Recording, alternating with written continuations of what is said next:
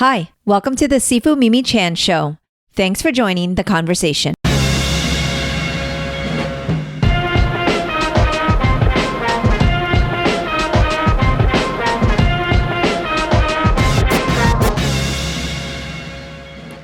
Hi everyone, Happy New Year. Did anyone see that Larry David episode about how late you can continue to say Happy New Year? Because it's now mid-January. I'm recording this on the 11th, but this isn't going to air till like the 18th. So is it too late to say Happy New Year? Either way, fortunately, Lunar New Year is coming up on February 1st, so I can be early for saying Happy New Year for Chinese New Year. So I digress. If you're tuning in for the first time, this is not a typical episode. I normally have a wonderful guest who is far more interesting than myself, sharing about the work they do and the life they lead. So please continue to tune in if this is your first time listening to the show. I promise it gets better. If you are a subscriber to this podcast, thank you. Wow. Just thank you so much. This is year 5. Yes, year 5 of podcasts for me. I cringe thinking about those first few episodes where I was but a baby podcaster trying to take my first steps. Thank you to those who have been listening since day one and have continued. Thank you to my patrons who support this podcast. I could not have continued this journey without you. So stand by for a shameless plug. This is a passion project. I need support to keep it going. Contributing in any capacity you have, one time, monthly, and any amount is absolutely appreciated. Every little bit does make a difference. You can support me at patreon.com/sifumimichan or on my website at sifumimichan.com. I'm making an effort to offer a lot more behind the scenes action and extra blog posts for patrons this year as a token of my appreciation. Now, with all the housekeeping out of the way, I'm kicking off the 2022 season with a solo episode to wrap up 2021 and introduce 2022. That's a lot of twos. 2021 was supposed to be a better year, and in many ways it was. Vaccines were available to everyone, well, everyone in the United States, and people were back to school, work, traveling, and socializing. Dare I say, things began to feel normal. Then Delta and Omicron made their debut and had many of us taking a giant step backwards, especially me. The emotional roller coaster we all experienced has been intense. I empathize with all of you. From the starts of the pandemic, I really believed in the hashtag, we are all in this together, until I saw that we weren't. Some of us have decided that they were not in this with us. I believe we have a responsibility not to spread a deadly disease to one another. We have a responsibility to keep one another safe via vaccines, masks, distancing, and just consideration for your fellow human. It has been so polarizing to live in a state where those morals are not shared. Oh, and I had the privilege of traveling in 2021. After getting boosted, I braved a flight to New York City. I was thrilled to be in a land where vaccine cards were checked and people wore masks. I was nervous as hell, but being in a place where people did seem to be in this together put me at ease. I just returned from Iceland. Talk about another planet. First, it really does look like another planet. Granted, I am from Florida where there is no snow or ice, but I have never seen a landscape like Iceland. The black sand beach, glaciers, and long stretches of mountains and valleys were out of this world. The people also seemed like they were in this together. Masking was observed, and the country is widely vaccinated. We had to get our COVID test before going to the airport, which was done in about 8 minutes. The ease of booking, showing up for the test, and getting the results were so smooth compared to the horror stories I was hearing back home. My colleague had to wait 6 hours in his car for a test. 6 hours. That is just outrageous. I will be honest, the stress of travel was intense. Even though we had a great time on the trip, up until the day we left, I wondered, are we doing the right thing? I've had a lot of challenges with balancing my mental health and having that need for escape and downtime versus the risk of getting COVID. Even today, I'm still testing to ensure that I did not get COVID while abroad. Even though we always wear masks at work, I've been staying extra distance and just being a little extra cautious. Oscar and I feel so privileged to lead the life that we do. We realize that our challenges are totally first world problems. However, I do lead a stressful life. I love my work and I'm passionate about all the projects that I work on, but I get really, really burnt out. The only way that I truly unwind is by leaving Florida.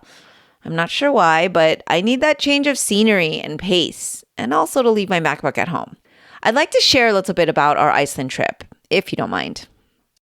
Not that you really have a choice. Well, you do. You could just hit stop or fast forward, or you get my drift. I was really proud to say I became an aurora hunter. Typical Mimi, I became a bit obsessed with checking the box, see the northern lights. I researched how to understand space weather and best locations for tracking the aurora. Due to COVID, I was super uncomfortable going on a bus tour with others, so I thought the best way to do it would be alone. And when I say alone, I mean, of course, with Oscar as my trusty driver. It was quite an adventure. The first night I found the aurora was during 35 to 40 mile per hour winds along the coast. So if you can imagine icy Icelandic water crashing up against the shoreline and us sitting in a car that you could feel moving because the wind was so intense, that was us. It was windy, freezing, and dark. The cool part, though, was that I tracked it on my own and we saw it appear before our eyes. The not so great part was we almost got frostbite and couldn't get a good photo because it was so damn windy. We also couldn't enjoy it because the weather conditions were just unbelievably uncomfortable. But I will say, staring out into the darkness, feeling your eyes adjust and slowly seeing the aurora appear before your eyes was absolutely memorable. The winds are so deadly in Iceland that they have warning signs on the inside of the car rentals telling you to be careful because when you open the doors in the wind, they often will fly off. Yes, they will often fly off. It is no joke windy. Either way, I was excited that we had witnessed the aurora borealis and proud that I had tracked it on my own. A couple nights later, we went to a really nice hotel in the country that offers the service of calling you to come out and look if it appears. That was a much more relaxing experience. Also, the intensity of the lights in the middle of nowhere was incredible. When you get away from the light pollution, the aurora is a lot more vibrant. And that's where we got the money shot that you see posted on my social. So I shared a bit about Iceland because it was where my 2021 ended and 2022 began. Sitting in this winter wonderland, it had me reflecting on the many wonderful conversations I had throughout the year. And so I thought I would review 2021 podcasts with all of you as we say goodbye to this year, as we say goodbye to 2021 and hello to 2022. So the year kicked off with Greg Rucka. I am beyond grateful for Greg. In 2020, what began as a quarantine podcast became true friendship. Unintentionally, many of our episodes last year centered on writing. I've been putting it out there in the universe that I plan to write something sometime soon. So looking back, I was clearly taking advantage of having a world-class writer at my disposal. Expect more of Greg Rucka in 2022. Coach Dan John and I have been exploring the sword in the stone philosophies for the past couple of years. After each conversation with him, I marvel at his kindness and knowledge. His work ethic and ability to cite historical references for almost anything is remarkable. Dan and I are only on chapter 8 of the book, so we still have a long way to go. On the health and fitness side, my favorite human on earth, Oscar, often shares airtime with me, and our conversations range from martial arts training to general fitness and always include a lot of laughs. Per my podcast name change, the show has evolved to featuring a lot of recurring guests and going deeper into those relationships and conversations. I found that one conversation with many of these guests is just not enough.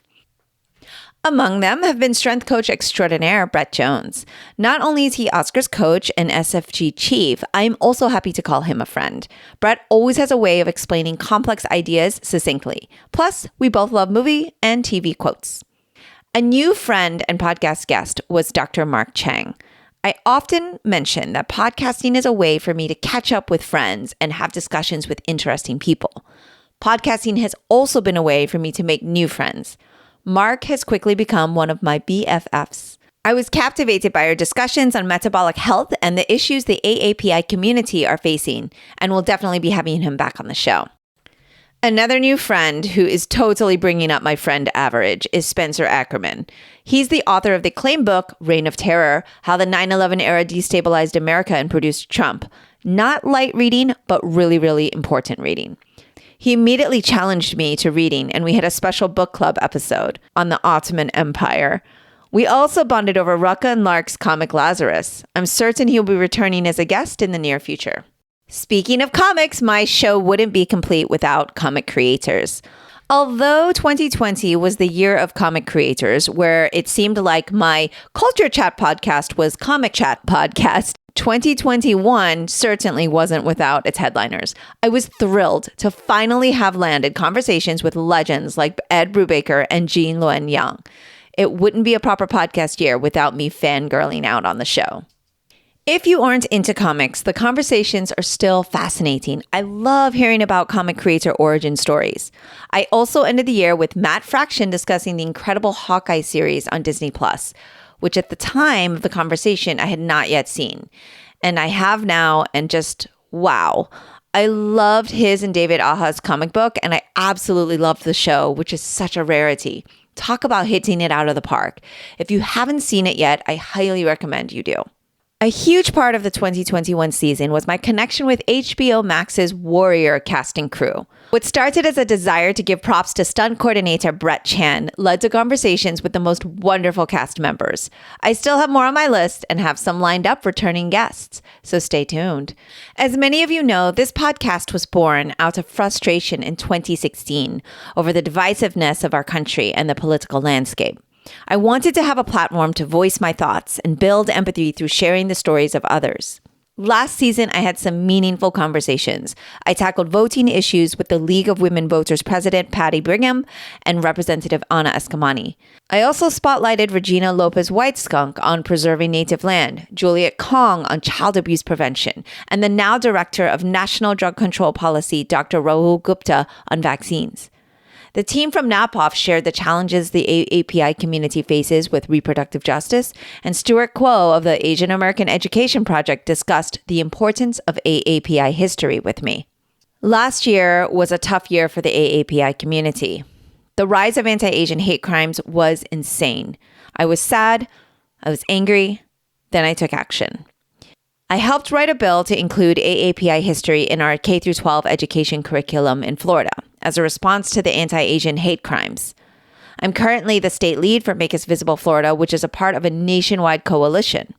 I am currently in the trenches trying to get these bills passed. And in Florida, things are not looking good.